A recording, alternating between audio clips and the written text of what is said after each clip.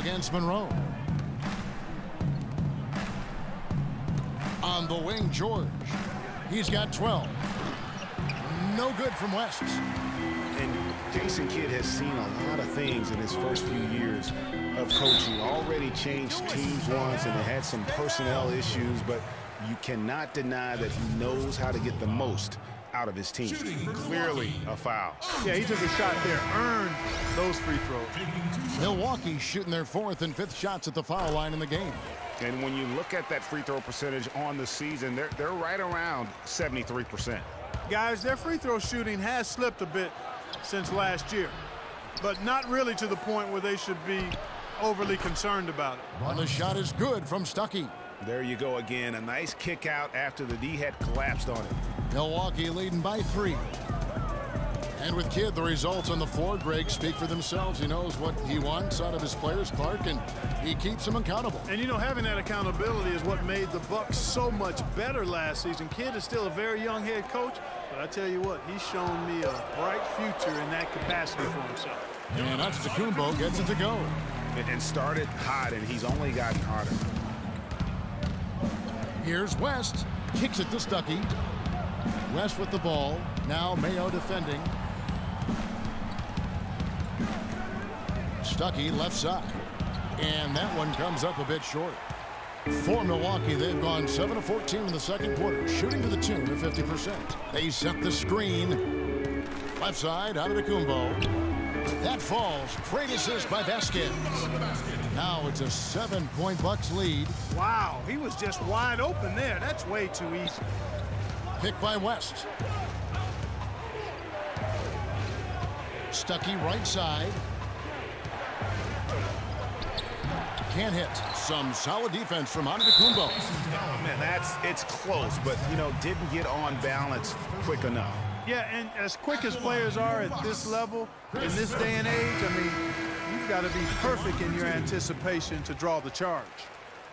We talk about players who don't get a lot of recognition that probably deserve some. For me, Chris Middleton, Clark. He's at the top of the list in that regard for me too, Kevin. I mean, really a revelation for the Bucks the last couple of years. He's a really good all-around forward who can do everything well. And the shot is good. 8 points for Rodney Stuckey. He's got to quit while he's ahead, Kev. It worked that last time, but that's an invitation for a turnover. Bayless the pass to Middleton. Shoots from the line. It's rebounded by Stuckey. And that's a well-contested shot. Well, we've seen him before. He does not allow you to just get easy baskets. He's always going to make you work for it. West gets the bucket. Huge hole in the defense that possession. He didn't waste any time cutting through it. Here is Bayless, defended by West to the left side wing. Monroe with a screen on Stuckey. Vasquez dishes to Monroe. Just 5 to shoot. And a foul called on the shot. Got him on the way up that time, so he'll shoot 2 right here. And what a double-double machine Greg Monroe is becoming. Top 6 for power forwards last season. Top 5 for centers. And his game is only continuing to evolve. Well, Greg, the thing about Monroe, we knew he was a prolific scorer and a rebounder when he was a 5-star recruit out of high school. So Clark, this is nothing new for him. I think what you see, Kevin, is the added muscle coming into play and benefiting him. He's just an average athlete, but being stronger makes him more effective. Middleton against George. Goes up on the wing. He's now made half of those 10 shots in the game. That's his 5th basket. Perfect screen there. Set him up with a terrific look. Yeah, I like the fact that the setup was good, the screen was solid, but you also have to look at the fact that the defender didn't do his job as well as he could have. Got a piece of it. And that's out of bounds. Milwaukee will retain possession. And our 2K leaderboard up on the screen now, giving you a look at the small forward position and the players with the most rebounds per game this year. The 4th spot held by Paul George. You know, the work they do on the boards is such a big part of all these players' game. I mean, they play much bigger than the grand majority of small forwards in our league.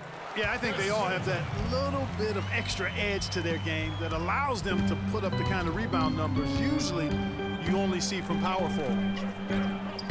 And it's West missing. It's been a real difficult game for him offensively, and it's costly.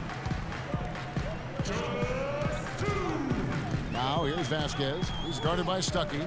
Middleton right side. To the inside. Onda Tecumbo kicks to Monroe.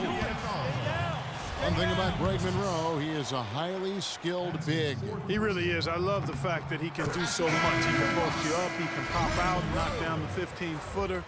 He's an outstanding passer. And at his size, those are skills that have served him and his teams well.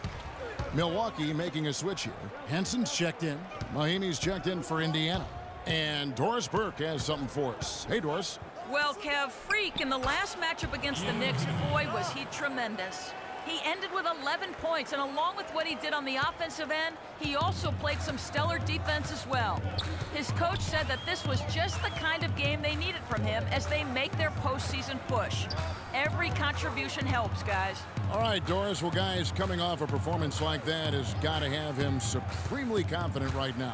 No doubt. I guarantee he comes into today's game feeling there isn't anything he can't do on the floor right now. Tell you what, Greg, I think he might be right based on that last game.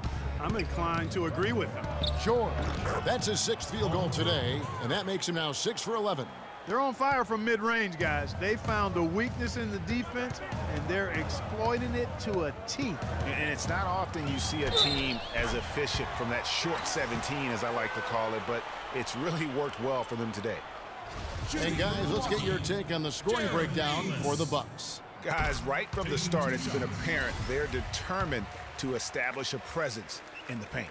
They're also having a lot of success from the free throw line tonight. You always want to cash in from there. For Bayless, it was his 6th team in 7 years last season. A good utility combo guard to have. He can score, he can make plays for others. He's really defined his role in this league. I tell you what, fellas, he loves those mid-range jumpers. I mean, that's where he makes his money. It's West with the drive. Stuckey right side and fouled hard that time. He'll get to the line and shoot 2. Talking about Jared Bayless, some thought he would be a star when he first entered the NBA, and he certainly had his moments, Greg, but inconsistency and turnovers have kept the lid on his progress. Yeah, well, where I like Bayless is in spot plays. You need a lift, you need a spark offensively. You go see Jerry. And Indiana making a change here. Hill's checked in. And Rodney Stuckey, a combo guard out of Eastern Washington, played a big role for the Pacers a season ago. Excellent work there in transition. Yeah, I think it's always better to go early in transition, to attack when it's there, because oftentimes you can beat the defense down the floor. Jabari Parker's checked in for Greg Monroe. West outside. No, I tell you what, he earned his money on that foul. Yeah, if you're going to foul, then make sure that you don't give a chance for the and one. The Pacers have gone 5 of 9 at the line. Freak taking 2 shots.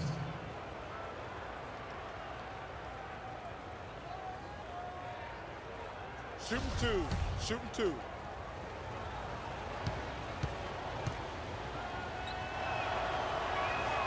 And he knocks down the first one. And the Bucks making a change here.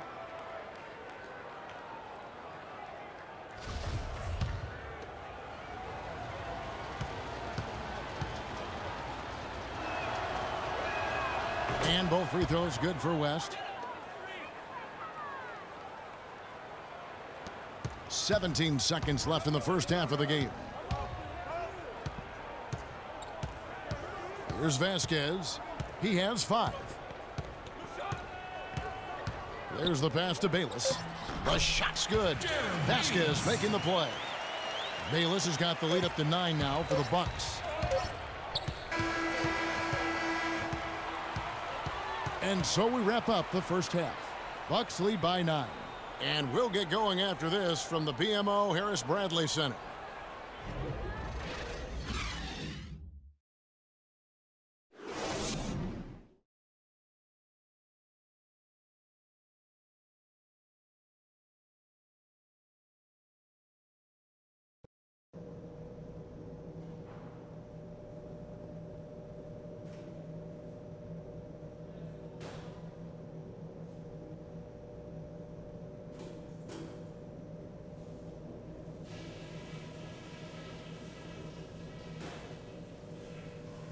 Okay, listen up. There's some things we can do to quiet this crowd down. Now let's go over that first half. A nice chunk of our offense in the first half came from the low post. And one thing that should definitely do for us in the third quarter is open things up on the perimeter. We should have a lot of room to operate outside. We also need better communication out there. There was some confusion between you guys a few times. Talk to each other. And let's not lean too much on the fast break in the second half. Get things set up. And the third quarter about ready to get underway. Well, we'll just take a look at what George has done tonight. 16 points, and he's got... Big group substitution here for Milwaukee. John Henson's checked in for Monroe. Chris Middleton comes in for Giannis Antetokounmpo. Jared Bayless has checked in for O.J. Mayo. And it's Vasquez in for Carter Williams.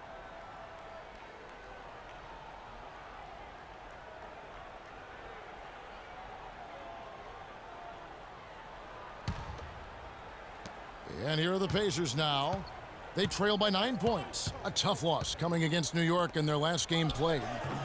You know what? That's a game where the coach might just want to burn the video because there's no question they're a better team than what we saw, but they got crushed on that night. And I'm still trying to figure out what happened, Craig, quite honestly. I mean, no matter how it looks on paper, you still got to show up and play and compete. And it looked like they were not interested in being there. On the court right now for the Pacers. West in at point guard. C.J. Miles is out there with Solomon Hill. Then there's Rodney Stuckey. And it's Christmas in at the center, locking down the middle.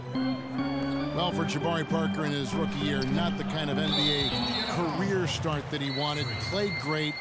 Was probably the rookie of the year up until the time he was injured, blowing the knee and cutting his season short. A great call. He definitely would have had a great chance. Really just made a transition seamlessly. Very efficient as a rookie before that injury, but which was a really tough thing to watch for anyone as he was showing so much promise early on in his career.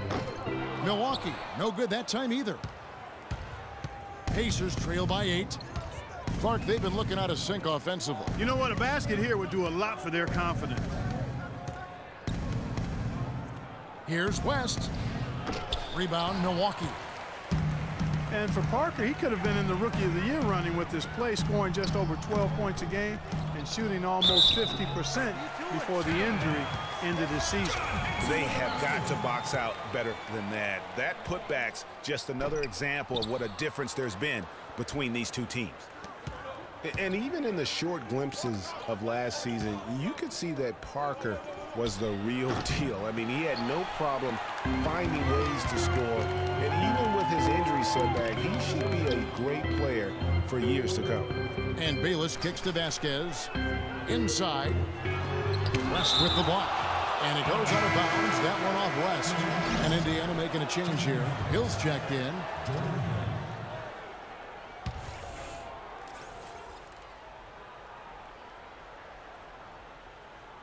And Milwaukee has possession. 10-point lead. This is their biggest. And Middleton kicks to Parker. Just 4 to shoot. And it's off from three-point range. Move it. So the Bucks, their last game, a win against the Magic in Orlando. And they ran their offense nearly to perfection in that one. Very few possessions were wasted. Yeah, they put the mute button on them that time. I mean, in front of a hostile crowd, they never let the fans get going. They silenced them over and over again with big, timely shots. And that's an aggressive play to try to get the rebound. Just a little too aggressive. And unnecessary. That's over the top. That's doing too much, Greg. He wasn't in... Clark, this one just all but in the books. Yeah, I don't see a comeback at this point, partner. Yeah, too many points, not enough time. Carter Williams is the point with Middleton at the 2. Antetokounmpo out there with Monroe. And it's Mayo in at the small forward position. That's the 5 on the floor for the Bucks. Middleton outside. So no problem for Milwaukee as they get the win. Some good moments throughout this one, but they had the clear advantage down the stretch. Yeah, and I thought good execution really played a big part throughout.